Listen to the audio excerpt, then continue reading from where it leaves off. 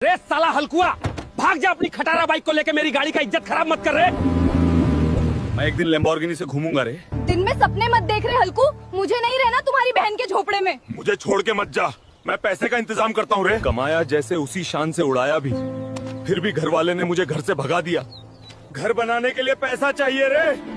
ये क्या लिखा है? जो भी झंटू पहलवान से कुश्ती लड़ेगा और उसको हरा देगा, वो जीतेगा 20 लाख।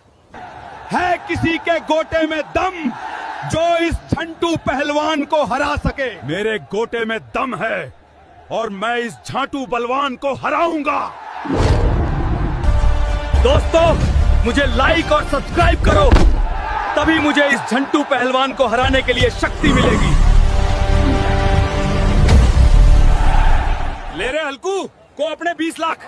हल्कू, मुखिया जी तेरी बीबी को चुम्मा ले रहा है रे।